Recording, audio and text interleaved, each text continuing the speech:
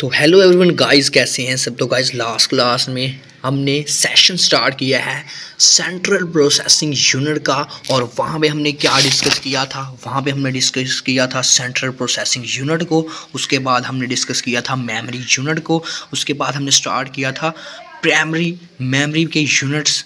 उसके देखे कि इनमें से हमें यूनिट्स कौन से यूज़ होते हैं, 0 1 वाले रिप्रेजेंट करते हैं यूनिट्स जो हैं। उसके बाद प्राइमरी मेमोरी को डिस्कस किया था, और अब हम डिस्कस करने वाले हैं प्राइमरी मेमोरी की जो दो टाइप्स हैं, रैम रैंडम एक्सेस मेमोरी, रोम रीड ओनली मेमोरी। तो भैया यहाँ पे इसको हम अच्छे से डिस्कस करने वाले हैं कि हमारे पास असल में ये जो रैंडम एक्सेस मेमोरी है कि होती क्या है, ये क्या इसमें परमानेंट स्टोरेज के लिए यूज़ होती है या फिर हमारे पे ये टेम्परेरी होती है, रीड ओनली मेमोरी कैसे वर्किंग करती है, तो सब कुछ डिस्कस करने वाले हैं।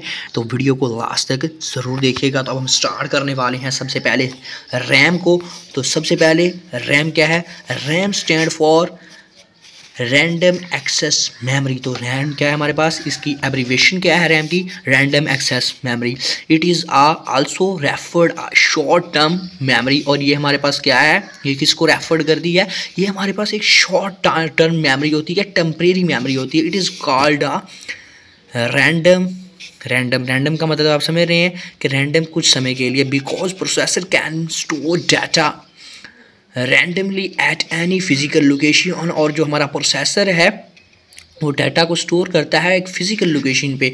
It is a temporary storage memory. और ये जो मेमोरी है एक जो ये आर्जी मेमोरी डाटा को स्टोर करती है। RAM is also called volatile memory. और ये हमारी जो रैम है ये हमारे पास वोलेटाइल मेमोरी होती है। और वोलेटाइल क्या होता है, नॉन वोलेटाइल क्या होता है, वो मैं आपको यहाँ पे ही इसका डिफरेंस बता दूँ कि जो हमारे पास वोलेटाइल मेमोरी होती है, वोलेटाइल का मतलब ये होता है कि जो चीज़ हमारे पास आर्जी तौर पे स्टोर हो रही है, कुछ समय के लिए स्टोर हो रही है। ऐसे आप कर लें कि जब तक हम पीसी को यूज़ कर रहे होते हैं, हम उस पर काम कर रहे हैं, तो हमारा कंप्यूटर जब तक चल रहा है हमारा डाटा वहाँ तब तक सेव रहेगा। यहाँ लाइक हम किसी प्रोजेक्ट पे हम यूट्यूब को ही यूज़ कर रहे होते हैं, तो हम जब यूट्यूब को चला रहे हैं तो हमारे पास रैंडमली वो हमारा डाटा हमारे पास स्टोर हो रहा है, वो हमारे पास सामने खड़ा है। जब हमारे पास अचानक से लाइट चली गई, हमने उसको ऑफ़ कर दिया, पीसी को बंद कर दिया, तो हमारे पास वो डाटा जो है लॉस हो जाए, अगेन हमें दोबारा वो काम करना पड़ेगा। तो तब वो हो जाएगी हमारे पास वोलेटाइल। और नॉन वोलेटाइल क्या, जो हम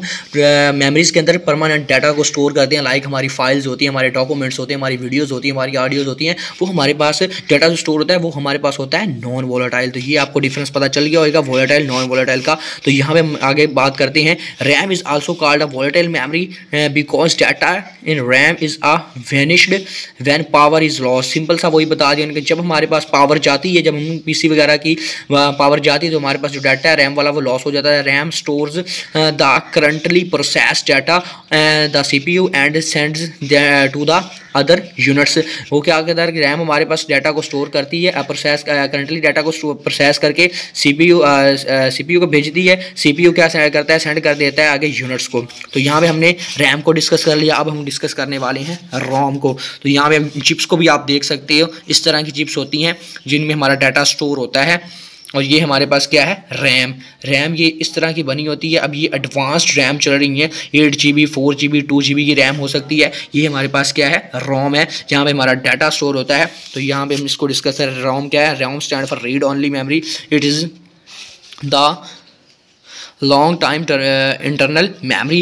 ROM is a non-volatile memory because data stored in a ROM retain even of power is lost। तो क्या बताया जा रहा है कि रीड ओनली मेमोरी क्या, रोम क्या है, रोम हमारे पास क्या है, लॉन्ग टाइम डाटा को स्टोर करने के लिए डिवाइस होती है। और जो हमारी रोम है उसमें ये नॉन वोलेटाइल होती है, और उसमें जो डाटा स्टोर होता है वो पावर लॉस भी हो जाए तो डाटा हमारे पास रहता है, वो लॉस नहीं होता। Like RAM CPU directly access ROM. और हमारे पास जो सीपीयू है वो डायरेक्टली एक्सेस कर सकता है रोम को। It comes with prewritten programs by the computer manufactured.